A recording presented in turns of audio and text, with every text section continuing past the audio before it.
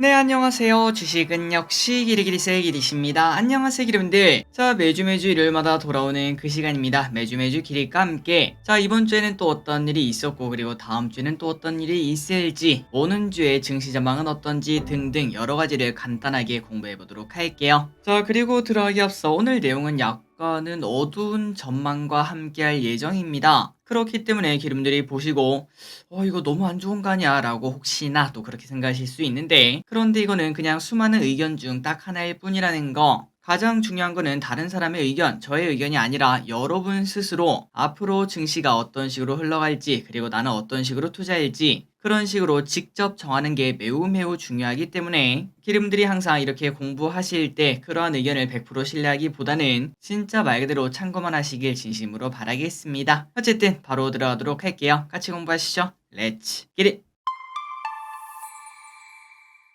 자, 이 영상은 이렇게 네 가지로 나뉘어져 있습니다. 이번 주 증시 흐름 정리 한번 해보도록 하고요. 그리고 이번 주 매동 및 연기금 왜곡인 뭘 샀는지 보도록 하겠습니다. 다음으로 세 번째는 이번 주에 큼지막한 뉴스 정리하고, 마지막으로 다음 주에 있을 큼지막한 뉴스를 예습하고 끝내보도록 할게요. 알고 계시나요? 이 영상은 이제 매주 일요일마다 올라올 예정입니다. 위 네 가지를 정말 심플하게 다룰 예정이며, 영상 길이는 뭐 10분에서 15분 정도, 2배속하면은 한 7분이면은 다 본다고 볼 수 있겠죠. 그러니 기름들 혹시나 너무나 바빠도 이것만 보시면은 지금 증시가 이런 사건이 있고 이렇게 흘러가는구나, 최소한 이 정도는 그냥 쉽게 알 수 있다는 거 참고하시면 될 것 같습니다. 주말 사이 주요 뉴스를 보도록 하겠습니다. JP 모건 애플 목표 주가를 소폭이지만 하향 조정을 했다고 합니다. 중국에서 지금 아이폰 15에 관련되어서 이제 공직자들은 사용하지 말라 이런 얘기를 하고, 그리고 이 와중에 중국 내에서 아이폰 불매 운동,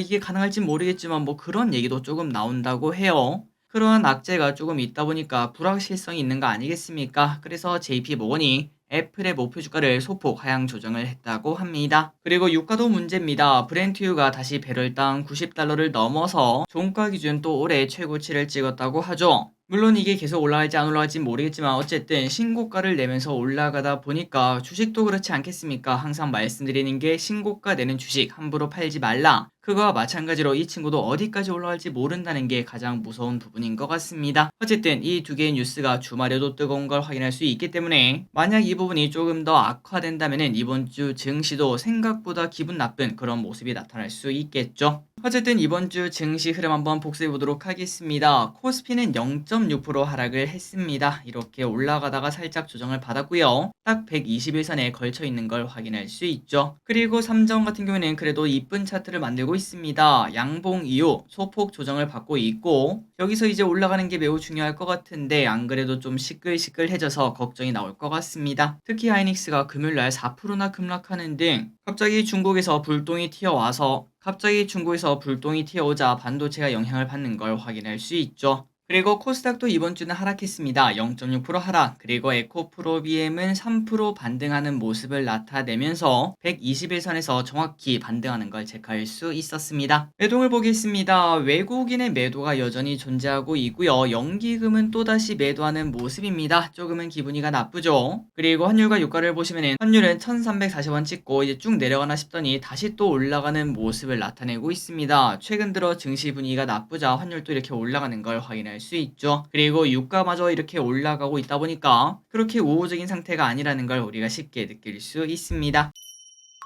그렇다면 금요일날 미국 증시는 어떻게 되었나 봤더니, 처음에는 좀 오르나 싶더니 결국 마지막에는 빠지고 마무리가 되었어요. 그래서 미국은 전부 다 강보합권으로 마무리가 되었고, 지금 현재 미국에서도 유가 상승, 그 다음에 미중 갈등 이런 부분에 집중하는 모습을 나타내고 있다고 합니다. 9월의 저주가 또다시 오는 걸 확인할 수 있다고 하네요. 이 와중에 이게 또 중요합니다. 채권이 다시 또 슬금슬금 올라가고 있습니다. 최근 들어 유가가 급등하다 보면은 이제 인플레 압박 생기지 않겠습니까? 인플레 압박이 생기면은 결국은 금리를 올릴 수밖에 없고, 그렇다면은 미국 채권 또 올라갈 명분 생겼다라고 말하면 올라가고 있죠. 혹시나 이번 주 전 고점을 뚫고 올라간다면은 또 증시는 야 이거 상태가 좋지 않다 요런 얘기를 하지 않을까라고 볼 수 있습니다. 다만 코인 같은 경우는 보합권을 나타내고 있습니다. 그래서 이런 걸 봤을 때 내일 코스피는 소폭 하락해서 출발할 가능성이 있을 것 같습니다. 그래서 이제 다음 주 증시는 어떻게 되는가 전망 한번 보도록 하겠습니다. 일단 저기듯이 지금 현재 째려보는 거는 유가, 애플 그리고 엔비디아 이렇게 세 가지입니다. 일단 유가 부분만 보자면은 지속적으로 유가가 올라가고 있는 이 와중에 오펙 보고서가 이번 주 화요일 날 나와요. 그때 방향성이 어떻게 되는지가 좀 중요할 것 같고, 그리고 주말 사이에 이게 큰 뉴스가 될지는 모르겠지만 중국이 물가 지표를 발표했는데 이때까지 중국은 디플레 걱정이 있지 않았겠습니까? 물가가 오히려 떨어지고 있었습니다. 그런데 오랜만에 물가가 다시 상승하는 걸 확인해서 중국은 그나마 다행이다. 중국 증시는 괜찮을 수도 있겠다라는 이야기를 해볼 수 있는데, 그런데 혹시나 이 소식이 중국 경기 회복 가능성 여기에 쏠려 버리면은 중국 같은 경우에는 기름을 정말 많이 쓰는 나라 아니겠습니까? 그러면 결국 수요가 높아지니까 또 유가가 올라가는 거 아닌가? 요런 얘기가 나올 수 있을지 확인이 필요할 것 같습니다. 그래서 앞으로 한 한 달 정도는 유가 흐름을 관심 있게 봐야 될 것 같고요. 그리고 매번 말씀드렸다시피 유가가 오를 때 혹시나 이제 증시가 빠지면은 유가 관련주가 인버스적 성격을 가질 수 있다는 거, 이러한 특징을 가진 게 대표적으로 히토류 관련주, 그 다음에 이제 식량 관련주, 그리고 또 유가 관련주 등등 이런 친구들이 있죠. 이때까지 많이 봤던 그런 모습이 나타날 수 있다는 거 체크하시면 될 것 같습니다. 그리고 다음으로는 애플입니다. 애플이 이제 하락을 멈출 수 있을지가 매우 중요하고,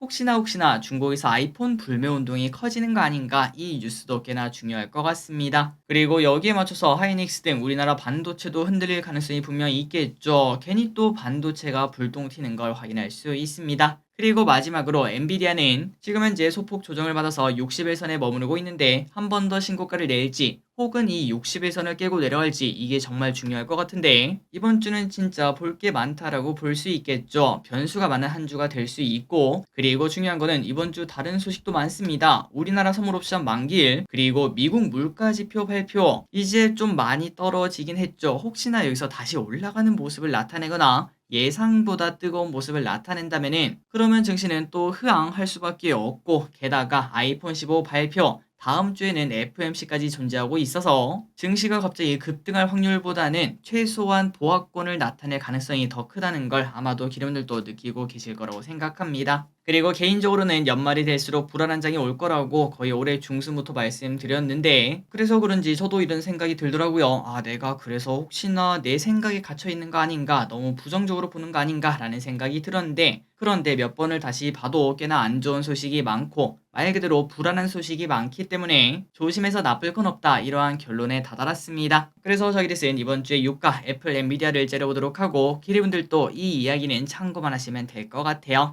그리고 이거는 한번 찾아봤습니다. 우리나라 같은 경우에는 뭐 삼성전자에서 뭔가를 발표하거나 뭐 실적 발표를 하면은 그날 오히려 주가가 어떻게 되죠? 맞습니다. 무조건 빠지는 걸 확인할 수 있어요. 그래서 궁금해서 한번 확인을 해봤습니다. 이번 주에 아이폰 15 발표가 있는데 과연 최근 3년간 애플의 주가는 어땠나 한번 봤더니 좀 충격적이었습니다. 왜 그랬나 모르겠지만 2020년 10월 13일, 그리고 2021년 9월 14일, 2022년 9월 7일 이렇게 세 개가 아이폰 12, 13, 14기였죠. 이제 발표 날이었는데 그날 이후로부터 거의 한 달 정도는 주가가 쭉 빠지는 걸 확인할 수 있었습니다. 물론 이거는 그냥 단순 통계로 끝나긴 하지만 그래도 이런 걸 봤을 때 미국도 마찬가지구나, 뉴스에 팔아라, 뭐 그런 이야기가 나오는 건가 보다 라고 생각을 해볼 수 있겠네요. 어쨌든 이번 주부터 다음 주까지 과연 애플의 주가는 어떻게 될지 그걸 보는 것도 하나의 관전 포인트가 될 것 같습니다. 다음입니다. 연기금 외국인의 픽을 확인해 보도록 하겠습니다. 자, 이번 주 연기금 외국인 매도하는 거 확인했죠. 그런데 그 와중에는 뭘 샀나 봤더니 연기금, CJ,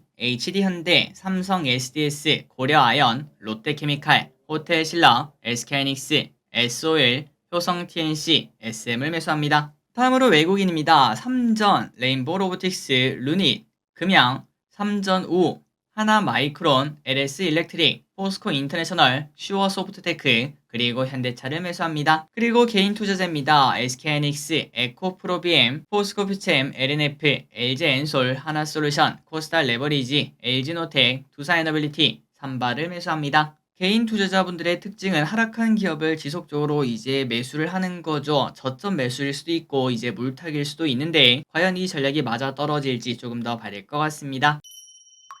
다음입니다. 이번 주에 어떤 일이 있었는지 복습해 보도록 할게요. 9월 4일 월요일입니다. 어떤 이야기가 있었나? 국제유가가 연중 최고치를 찍기 시작하면서 정유주가 좋은 흐름을 나타내기 시작했습니다. 그리고 이번 주는 로봇과 AI가 매우 좋은 흐름을 나타내는데 특히 의료 AI에 대해서는 앞으로의 가능성이 무궁무진하다 이런 얘기가 많이 나오면서 또 좋은 흐름을 나타냈습니다. 다음으로 목요일부터는 애플이 갑자기 급락하기 시작했습니다. 갑자기 애플이 중국 공무원들에게 아이폰을 사용하지 말라 이런 얘기를 했다고 하죠. 그래서 애플이 이틀 연속 3% 넘게씩 2번 빠졌는데 과연 애플 내일부터는 어떻게 될지 한번 봐야 될 것 같습니다. 그리고 금요일입니다. 이것도 중요한 소식이죠. SK하이닉스 이제 올라갈 타이밍인데 갑자기 4%나 급락하는 걸 확인할 수 있었고 그 이유는 화웨이가 신형폰을 만들어서 야 이거 어떻게 만들었냐 하고 까봤더니 거기에 하이닉스의 D램이 들어가 있었다고 합니다. 꽤나 이거는 문제가 될 수밖에 없겠죠. 물론 하이닉스는 우리가 준 거 아닙니다 라고 말을 했지만 어쨌든 앞으로 미국이 중국을 추가적으로 규제할 수 있고 그렇게 되면 하이닉스에게도 분명 타격이 될 수 있다. 이러한 걱정이 나오며 주가가 빠지는 걸 확인할 수 있었습니다. 그리고 엔비디아의 젠슨항 CEO가 주식을 매도했다는 소식이 나왔죠. 보시다시피 이제 60일선에 딱 걸치는 걸 확인할 수 있는데 여기서 올라갈지 혹시나 깨고 내려갈지 이 부분을 관심 있게 봐야 될 것 같습니다. 마지막으로 금요일날 비료 관련주가 좋았습니다. 중국에서 요소 수출 중단 지시를 했죠. 그래서 이제 좋은 흐름을 나타냈지만 하지만 많은 겹들이 윗꼬리 음봉으로 마무리가 되었습니다. 마지막입니다. 다음 주에 있을 주요 소식 예습하고 끝내보도록 하겠습니다. 자, 이번 주는 중요한 소식이 많아요. K 콘텐츠 엑스포가 열립니다. 그리고 국무총리가 체코 폴란드를 방문하고요.